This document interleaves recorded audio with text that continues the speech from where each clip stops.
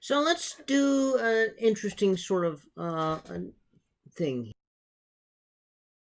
Let's imagine that we've got a loop of wire. Now, to make this easy, I'm going to have a rectangular loop. So it's length and width A and B. Okay. And so I'm going to have current flowing clockwise around there. Okay. Now, suppose that I have a magnetic field, and my magnetic field is into the page. And I want to find what are the forces on this. Well, on the top, the force on the top is going to be equal to I times A times B upwards. The force on the bottom, right-hand rule, is IAB downwards. The force on the right-hand side, right-hand rule, is the force is IBB.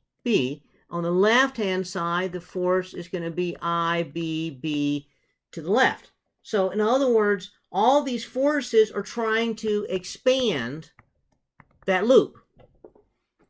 Okay. Now, what would happen if the current was going in the other direction?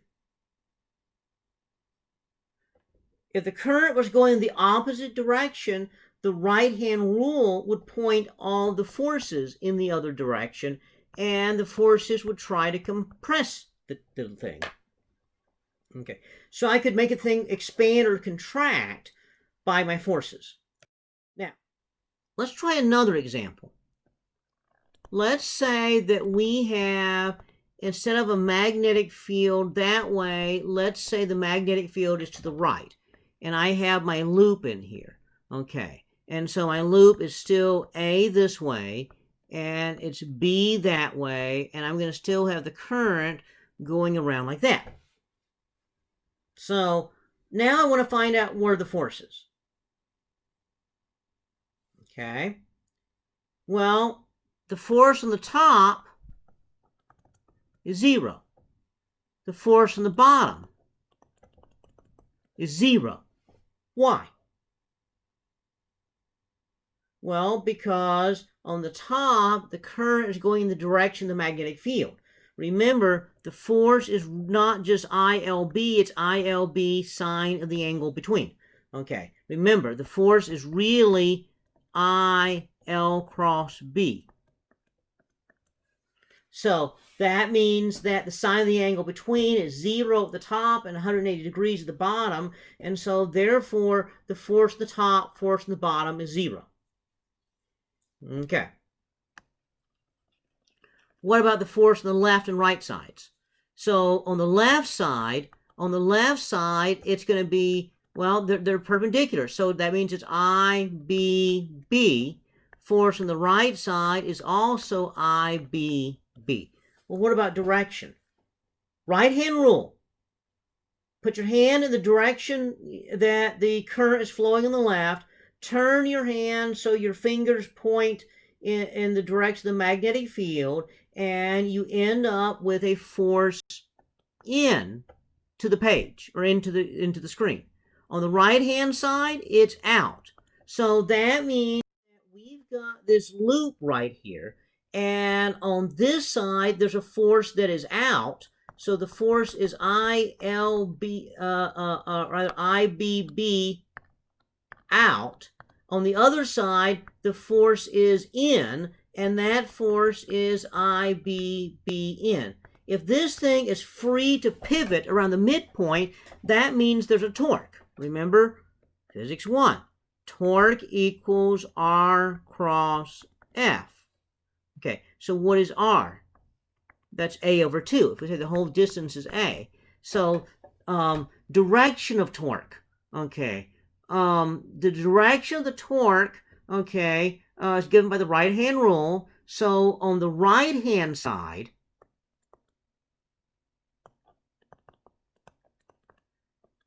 the torque is going to be equal to A over 2 IBB.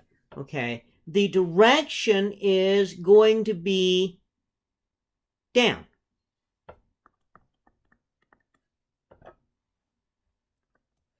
On the left side, the torque is A over 2 IBB. That's also down. Okay, so the total torque is going to be A over 2 IBB plus A over 2 IBB, and it's all down. So that's going to be ABIB down. Okay. Well,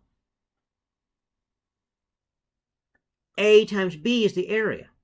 So that means the torque is going to be I times the area times B. Okay. Now, what does torque down mean? Okay, if you put your right hand thumb pointed down, your fingers point in the your fingers curl in the direction it's going. So that means it's spinning, so it is spinning so that this side's coming towards you and that side's going away from you. So spinning around the axis right there. So there's the torque, IAB. Okay, now, we derive this for we derived it for a rectangular loop, but it turns out mathematically it would also work for a circular loop. So the torque would be IAB. Now, direction, how do we know the direction of this?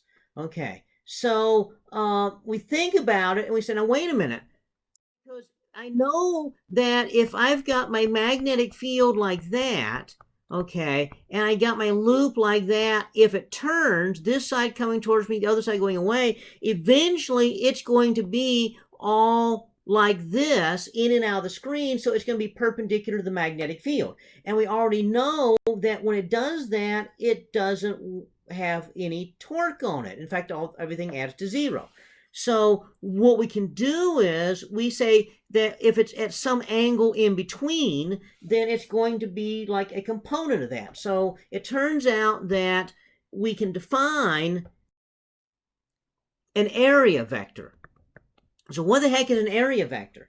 An area vector is going to be a vector that is in the direction of where you would point if your thumb,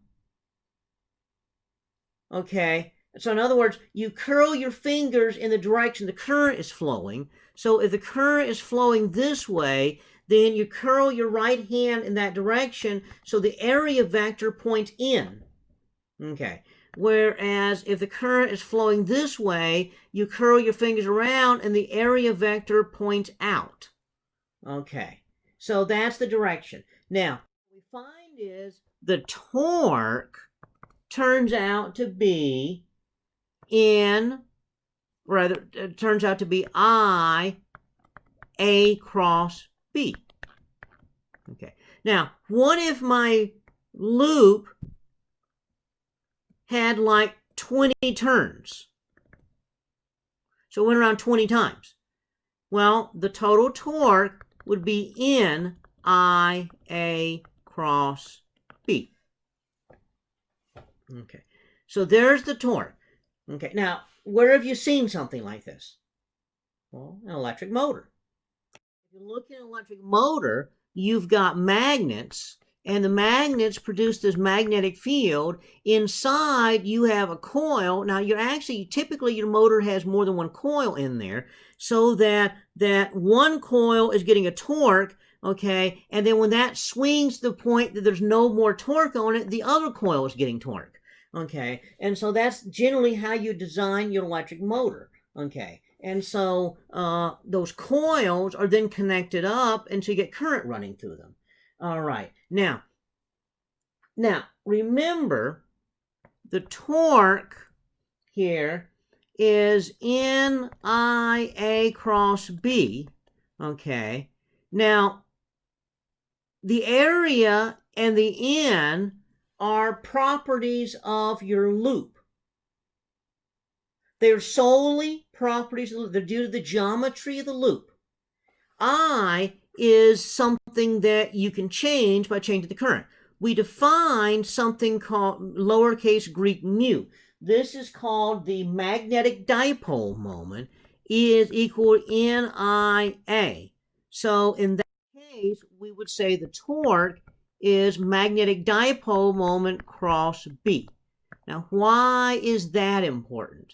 Well, if you remember when we did electric dipoles, the torque was P cross E. So that makes this magnetic dipole analogous to an electric dipole.